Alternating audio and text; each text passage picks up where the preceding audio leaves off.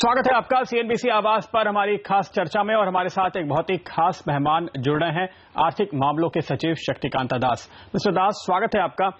इन दिनों हमारे जो इन्वेस्टर्स हैं वो थोड़े से चिंतित नजर आ रहे हैं, एक के बाद एक जिस तरह से खबरें निकल कर आई हैं। सबसे पहली बात तो जो मॉरिशस के साथ टैक्स ट्रीटी दोबारा से रीड्रॉ हुई है, उसके चलते लोगों को बहुत फिक्र है कि कहीं एफआईआई का निवेश ना बंद हो जाए, कहीं दिक्कतें ना हो। हम ये समझना चाहेंगे कि ये जो आपने रीनेगोशिएशन किए, जो नए प्रावधान बनाए, उसके पीछे आपका मकसद क्या है? देखिए, जो आपने बताया कि जो खबरें आ रहे हैं इसीलिए थोड़ा इन्वेस्टर्स चिंतित है, इसके बारे में ये कहना चाहता हूं कि जो खबरें आ रहे हैं तो वो बहुत पॉजिटिव खबरें आ रहे हैं। पहले तो ये खबर आया कि इस साल का जो जीडीपी है पिछले साल का 15-16 का वो मतलब 7.6 रहेगा। फिर उसके बाद एक फोरकास्ट आया है कि इस साल मानसून अच्छा रहेगा, लेकिन उसके लिए वेट करना पड़ेगा, हमको देखना पड़ेगा कि कैसा मानसून है। और उसके बाद हमने फिर वो मॉरिशस का ट्रीटी भी रीनेगोशिएट करके रिवाइज्ड एग्रीमेंट साइन कर दिया है सरकार ने। और फिर उसके बाद वो बैंक्रप्सी बिल पास हो गया है।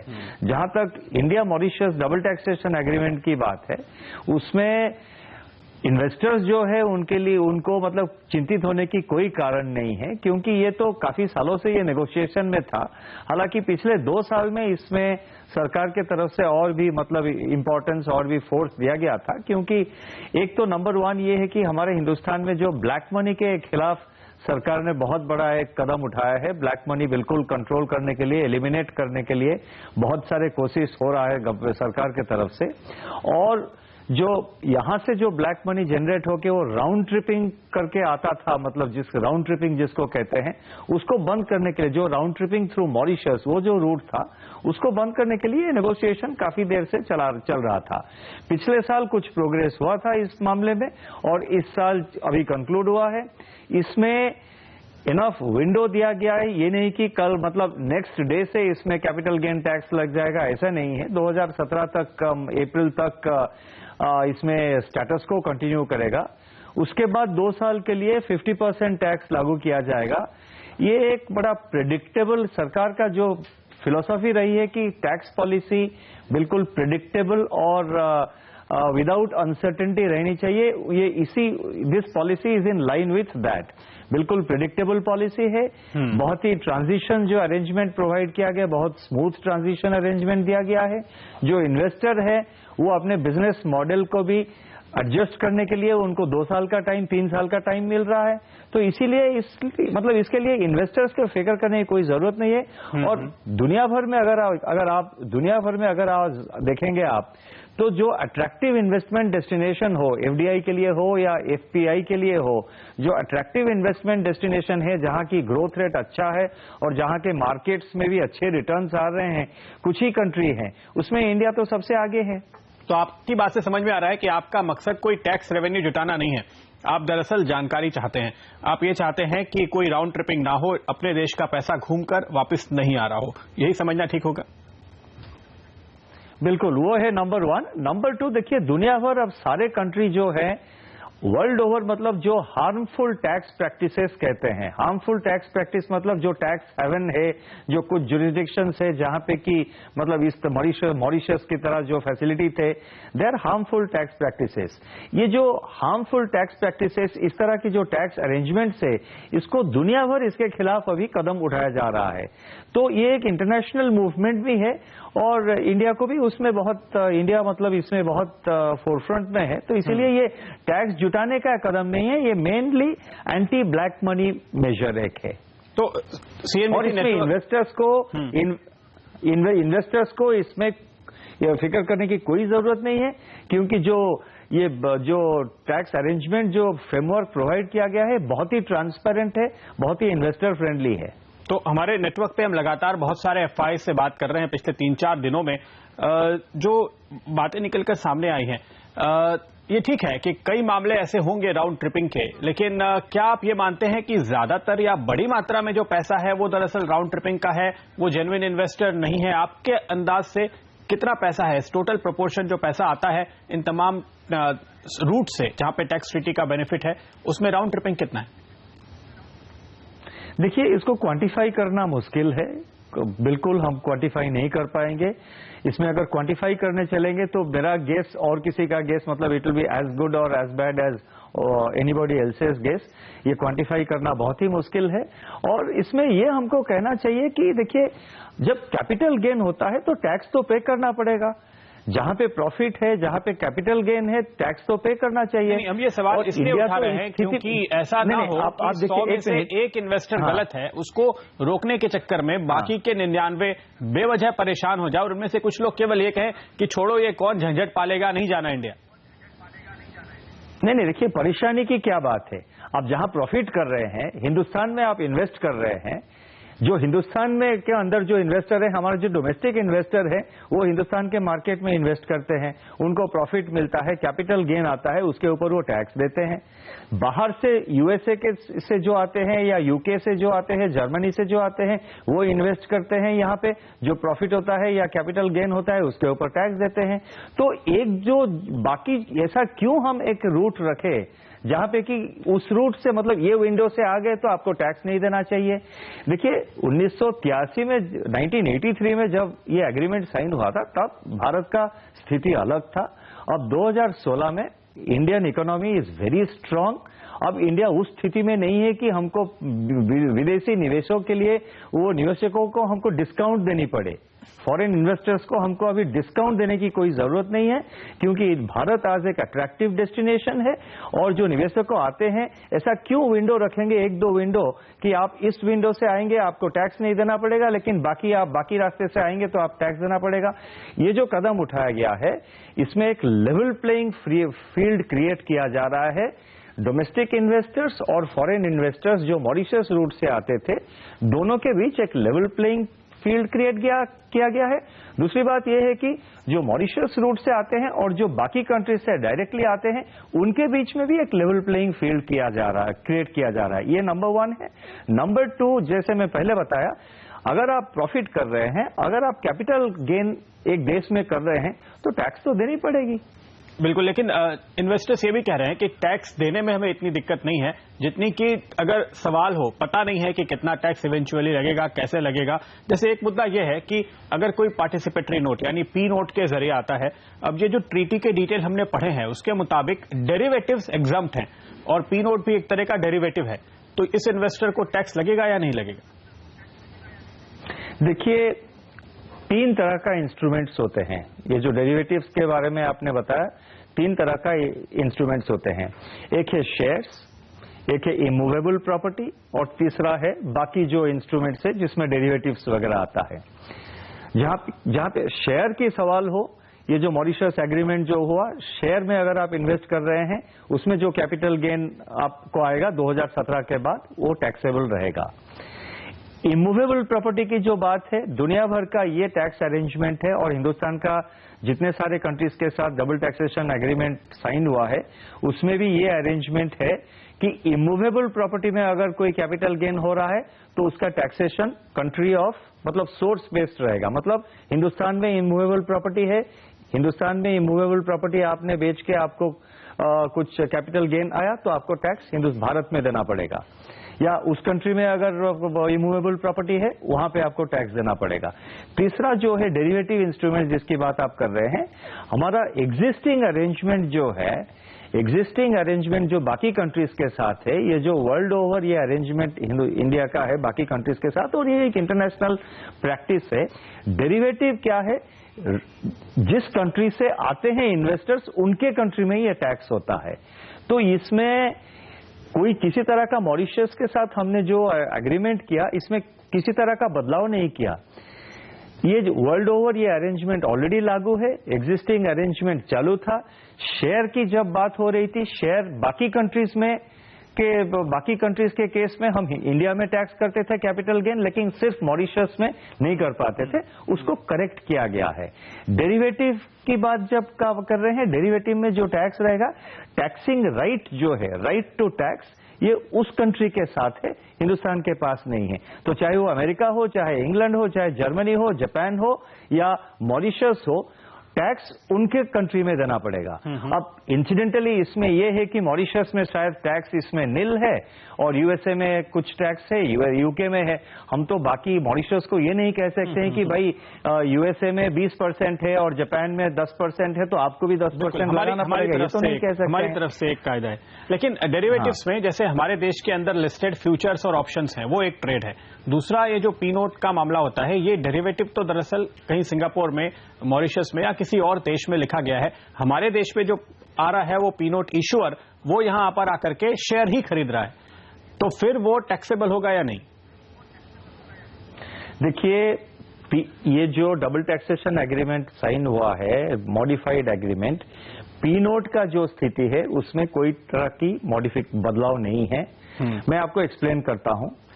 अभी से 2017 तक जो कैपिटल गेन होगा शेयर, उसके ऊपर कोई टैक्स नहीं रहेगा। पी नोट के केस में क्या होता है, मान लीजिए मॉरिशस से एक एफआईआई, जो कि मॉरिशस बेस्ड एफआईआई है, वो हिंदुस्तान में शेयर्स में इन्वेस्ट कर रहा है और मॉरिशस बेस्ड एफआईआई का अरेंजमेंट है पी नोट होल्डर्स के साथ। पी नोट क्या है? मॉरिशस का एक एफआईआई है, इन्वेस्टर्स किसी भी कंट्री में हो सकते हैं, वो मॉरिशस एफआईआई और वो जो इन्वेस्टर बाकी कंट्री में हैं, उनके बीच में ये एक एग्रीमेंट है। वो P note holder other countries में हैं, वो अपना पैसा मॉरिशस एफआईआई में लगाते हैं और वो मॉरिशस एफआईआई इंडिया में शेयर खरीद रहा है। 2017 के बाद जो मॉरिशस का एफआईआई इंडिया में शेयर में इन्वेस्ट कर रहा है, उसके ऊपर टैक्स लागू होगा। जब एफआईआई के ऊपर टैक्स लागू होगा तो वो टैक्स लाइबिलिटी तो अल्टीमेटली वो जो पी नोट होल्डर है उनके ऊपर ही जाएगा, या वो एफआईआई खुद बेयर करे, वो तो वो अरेंजमेंट उनके बीच में है। तो इसीलिए मैं ये कहना चाहता हूं कि पी नोट के सिलसिले में इट इज स्टेटस को। अगर टैक्स यहाँ पे एफआईआई को यहाँ पे टैक्स एक दिक्कत है दास साहब, जो हमें ये इन्वेस्टर बता रहे हैं, जो पी नोट का इशूअर है, शॉर्ट टर्म कैपिटल गेन्स कैसे होता है? इंडिया में बैठा हुआ कोई आदमी ट्रेड कर रहा है, साल के आखिर में उसके प्लस माइनस हिसाब जोड़ करके नेट एक टैक्स लगता है। अब इस केस में एक पी नोट इशूअर है जिसके 150 क्लाइंट हो सकते हैं, इवेंचुअली उसका जो शॉर्ट टर्म टैक्स की लायबिलिटी बनेगी, सारे ट्रांजैक्शंस जोड़ के बनेगी। तो दरअसल एक एक क्लाइंट को इंडिया में एक पैन कार्ड रखना होगा और रिटर्न फाइल करना होगा, ताकि वो ये कह सके कि ये तो मेरा प्रॉफिट है या ये मेरा लॉस है और आप इसको सेट ऑफ कीजिए। नहीं, पी नोट होल्डर का जो एग्रीमेंट है उसके साथ, एफआईआई के साथ, वो तो पी नोट होल्डर और एफआईआई उनके बीच में एग्रीमेंट है। इंडिया में इन्वेस्ट कौन कर रहा है? उनके तरफ से इंडिया में एफआईआई इन्वेस्ट कर रहा है ना। पी नोट होल्डर तो डायरेक्टली यहाँ पे इन्वेस्ट नहीं कर रहा है ना। पी नोट होल्डर्स के तरफ से यहाँ पे एफआईआई इन्वेस्ट कर रहा है, और एफआईआई अगर हिंदुस्तान में शॉर्ट टर्म कैपिटल गेन कर रहा है तो एफआईआई के साथ वो जो पी नोट होल्डर है उनका जो आइडेंटिटी है वो एफआईआई को पता होना चाहिए। सेबी का जो एग्जिस्टिंग गाइडलाइन, जो केवाईसी गाइडलाइन है, वो काफी उसमें बदलाव और इम्प्रूवमेंट लाया गया है। ऑलरेडी पिछले 1-2 साल में काफी इम्प्रूवमेंट लाया गया है और काफी रोबस्ट केवाईसी नॉर्म अभी है। और वो एफआईआई जो है उसको तो पता है पी नोट होल्डर कौन है, और वो पी नोट होल्डर कितना इन्वेस्ट किया, उसके तरफ से वो कितना इन्वेस्ट किया, उसके तरफ से वो कितना सेल किया, वो तो उसको मालूम है। अब मान लीजिए इंडिया में कोई ब्रोकर है, वो आप एक मिनट टैक्स भरेगा। एक मिनट जी प्लीज। हाँ बिल्कुल, इश्योर जो है वो यहाँ पे टैक्स भरेगा। मान लीजिए इंडिया में एक ब्रोकर है, उसके साथ मतलब 400-500 क्लाइंट्स है, तो ब्रोकर तो अकाउंट रखता है, एक एक क्लाइंट का एक एक अकाउंट रखता है, कितना उन्होंने कितना पैसा दिया, कौन से शेयर में इन्वेस्ट किया, कौन सा शेयर कब बेचा, उस शेयर में कितना प्रॉफिट हुआ, कितना शॉर्ट टर्म प्रॉफिट हुआ, कितना लॉन्ग टर्म में चला गया, वो तो अकाउंट रखते हैं। तो मॉरिशस में जो एफआईआई है सर, वो अकाउंट रखना चाहिए। इन्वेस्टर है, इवेंचुअल बेनिफिशियरी, वो अलग अलग अपने रिटर्न फाइल करते हैं। ब्रोकर अपने क्लाइंट के बिहाफ में कोई रिटर्न फाइल नहीं करता, कोई टैक्स नहीं भरता, जब आप इंडियन डोमेस्टिक इन्वेस्टर की बात कर रहे हैं। नहीं, लेकिन वो अकाउंट तो मेंटेन करता है ना। वो सिर्फ तो एफआईआई क्यों अकाउंट मेंटेन नहीं करेंगे? अकाउंट देता है, वो टैक्स फाइल नहीं करता, तो यहाँ पे स्थिति थोड़ी सी अलग होगी। नहीं आप लेट मी क्लैरिफाई अगेन मैं ये कहना चाहता था, वो आप जो कह रहे हैं सही कह रहे हैं कि जो या ब्रोकर है वो टैक्स नहीं भरता है, जो इवेंचुअल इन्वेस्टर है वो टैक्स भरता है क्योंकि वो हिंदुस्तान में है। बिल्कुल, वो हिंदुस्तान में है। लेकिन एफआईआई के केस में क्या है, आपने ये कहा ना एफआईआई का मतलब मान लीजिए कई सारे क्लाइंट है, वो कम्बरसम होगा, ये होगा। मेरा ये सिर्फ कहने का मतलब था कि हिंदुस्तान में जो एफआईआई इन्वेस्ट कर रहा है, एक शेयर में कितना इन्वेस्ट किया, उसमें कितने शॉर्ट टर्म गेन हुए, वो शॉर्ट टर्म गेन में कितना टैक्स रहेगा, कितना टैक्स भरना पड़ेगा, वो एफआईआई को तो मालूम है। तो एफआईआई यहाँ पे टैक्स भरना पड़ेगा। तो इसीलिए मैं ये आपके माध्यम से आपके जो व्यूअर्स हैं उनको ये रिक्वेस्ट करना चाहूंगा कि जो भी डाउट्स है वो डाउट्स आप मतलब लिखित रूप में हमको रेफर कर दीजिए। रेवेन्यू डिपार्टमेंट इस सिलसिले में उसको एग्जामिन करेगी, सेबी इसको एग्जामिन करेगी और एग्जामिन करके हम रिटन क्लैरिफिकेशन इशू कर देंगे ताकि सबको बिल्कुल ट्रांसपेरेंटली सबको जो स्थिति है वो पता लग जाए। आपने जो कई सारे कदम उठाए गए हैं उनकी बात की, इसमें बैंक्रप्सी कोड एक ऐसा कदम है जिससे निवेशक बहुत खुश हैं, क्योंकि पूरे बाजार में देखिए बैंकिंग सेक्टर का बहुत बड़ा हिस्सा है, सबके पास बैंकिंग शेयर एकाध होते ही हैं या उनके फंड्स में होते हैं। आपकी क्या उम्मीद है, ये अमल में कब तक आएगा और ये जो एनपीए की दिक्कत से बैंक जूझ रहे हैं, कब आपको लगता है कि ये इसका इस्तेमाल करना शुरू कर पाएंगे? जी देखिए, ये जो नया कानून अभी बना है बैंक्रप्सी लॉ, इसमें it's a historic legislation. Hindustan में इकोनॉमिक लेजिस्लेशन के हिस्ट्री में इकोनॉमिक रिफॉर्म्स के अंदर ये बहुत एक अहम लेजिस्लेशन है। इसका इंपॉर्टेंस जीएसटी के ऑलमोस्ट बराबर है या नेक्स्ट टू जीएसटी इसका इंपॉर्टेंस है हमारे इकोनॉमी के ऊपर। इसमें जो इसको लागू करने के लिए कुछ एडमिनिस्ट्रेटिव स्ट्रक्चर्स, कुछ एडमिनिस्ट्रेटिव प्रशासनिक अरेंजमेंट्स करना पड़ेगा और कुछ वो इंसॉल्वेंसी प्रोफेशनल्स, ये सब मतलब उसका जो अरेंजमेंट्स क्रिएट करना पड़ेगा। इसके ऊपर अभी काम बिल्कुल बहुत स्पीडीली काम चल रहा है। जल्द से जल्द इसको कैसे लागू किया जाएगा इसके तरफ हम लोग काम कर रहे हैं। इसमें पहले हम रूल्स, रेगुलेशंस, ये सब रूल्स जो है वो इशू करेंगे, फिर बाकी जो फैसिलिटीज है इसको हम जल्द से जल्द इसको मतलब लागू करने की कोशिश कर रहे हैं। दूसरा बात यह है कि इसमें टाइम बाउंड रिजोल्यूशन का प्रोसेस दिया गया। मान लीजिए कोई कंपनी फाइनेंशियल स्ट्रेस में है, कोई भी कंपनी अगर फाइनेंशियल स्ट्रेस में है तो कोई भी स्टेक होल्डर, मतलब या क्रेडिटर हो, क्रेडिटर फाइनेंशियल क्रेडिटर हो या ऑपरेशनल क्रेडिटर हो या कोई शेयर होल्डर हो या कोई वर्कमैन या एम्प्लॉई हो, कंपनी अगर फाइनेंशियल डिस्ट्रेस में है वो तुरंत जाके उसमें एक इंसॉल्वेंसी, वो एक रिजोल्यूशन पिटीशन डाल सकता है बिफोर दी एनसीएलटी। तो जब रेजोल्यूशन पिटीशन जब डालेगा, वो रेजोल्यूशन पिटीशन जो एनसीएलटी इसको एडमिट करेगा 14 दिन के अंदर, 14 दिन के अंदर उसको एडमिट करेगा या उसको रिजेक्ट करेगी वो। तो एक बार एनसीएलटी में पिटीशन एडमिट हो गया है तो उसके बाद 180 दिन, 6 महीने के अंदर इसका रिजोल्यूशन हो जाना चाहिए। मतलब कंपनी को रिवाइव कैसा किया जाए वो फाइनलाइज हो जाएगा, या रिवाइव नहीं कर सकते हैं तो नेक्स्ट स्टेप लिक्विडेशन करेंगे। तो इसमें ये सबसे बड़ा इंपॉर्टेंस ये है कि एक टाइम बाउंड रेजोल्यूशन मैकेनिज्म हमने प्रोवाइड किया है। पहले क्या था, आप पहले अभी जो अरेंजमेंट है, कोई कंपनी बीआईएफआर में चला गया और बीआईएफआर में सालों तक वो केस ऐसा ही चलता रहता है और वो कंपनी रिवाइव नहीं हो पाता है और कंपनी का जो एसेट्स है उसको जब इस समय आ रहा है हमारे सामने, इसको जब ये है कि एक पूरा जो सेटअप करना पड़ेगा आपको, फ्रेमवर्क, इंस्टीट्यूशनल फ्रेमवर्क है, प्रोफेशनल्स जिनकी जरूरत होगी इस प्रोसेस को पूरा करने में, ये तैयार करने में कितना वक्त लगेगा आपके अंदाज से? 6 महीने, साल भर या इससे भी ज्यादा?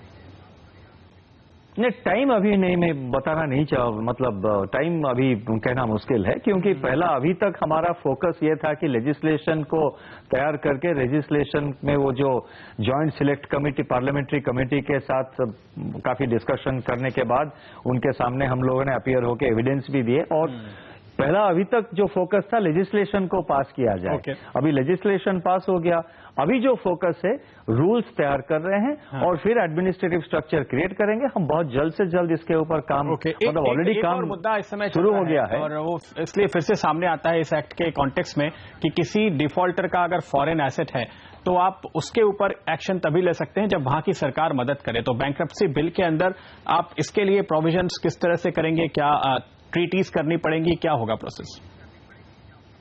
नहीं, बैंक्रप्सी बिल में इसके लिए तो प्रावधान है, इसके लिए प्रोविजन है। यहाँ के जो कोर्ट है, यहाँ के कोर्ट के ऑर्डर से दूसरे कंट्री के थ्रू हमको मूव करना पड़ेगा। कई सारे इंस्ट्रूमेंट्स है, कई सारे कंट्रीज के साथ वो एमलैट एग्रीमेंट है, म्यूचुअल लीगल असिस्टेंस का जो प्रोसीजर है वो एग्रीमेंट ट्रीटी है, म्यूचुअल लीगल असिस्टेंस ट्रीटी है, एमलैट जिसको कहते हैं। तो कई सारे कंट्री के साथ ये अरेंजमेंट्स है। जहां पे नहीं है उसको धीरे धीरे हम लोग सरकार ऑलरेडी कर रही है। तो उनके मतलब आफ्टरऑल वो जो देश है वो तो सोवरेन कंट्री है, उन्हीं के सरकार के थ्रू में हमको जाना पड़ेगा। तो उसका जो अरेंजमेंट्स है वो मतलब ऑलरेडी इसके लिए ये जो बैंक्रप्सी लॉ है प्रावधान किया गया है। एक और सवाल जो कुछ कंपनीज ने उठाया है इस हाल के डेवलपमेंट पे, जहां पे ट्रीटी में बदलाव हुए, जिन्होंने एफसीसीबीज इशू कर रखे हैं, उनका ये कहना है कि हमने अभी तो बॉन्ड इशू किया है, 2017 के बाद वो कन्वर्ट होगा इक्विटी में, तो उस हिसाब से जो ग्रैंड फादरिंग आप कर रहे हैं उसका बेनिफिट नहीं मिल पाएगा, हालांकि ये एग्रीमेंट पहले साइन हो गया था। क्या इसके बारे में आपने कोई क्लैरिफिकेशन बनाया है या जारी किया है या सोच रहे हैं करने की? नहीं, मैं इसके लिए भी मैं यही कहना, जैसे आपको मैंने पहले कहा था कि उनको बोलिए कि जो आपके जो क्लाइंट है उनका आपके जो व्यूअर्स है उनको मैं, और जो भी ये इस बारे में रिप्रेजेंट कर रहे हैं, मैं उनसे ये निवेदन करूंगा कि लिखित रूप पे वो अपना जो भी डाउट्स है वो लिखित रूप में रेवेन्यू डिपार्टमेंट को भेज दे तो हमारे लिए भी आसान होगा। उसको डिटेल स्टडी करेंगे, लीगल एस्पेक्ट स्टडी करके एक लिखित रूप में क्लैरिफिकेशन हम इशू कर देंगे ताकि बिल्कुल क्लैरिटी आ जाएगा। ओके मिस्टर दास, बहुत बहुत शुक्रिया आपका हमारे लिए वक्त निकालने के लिए। Thank you.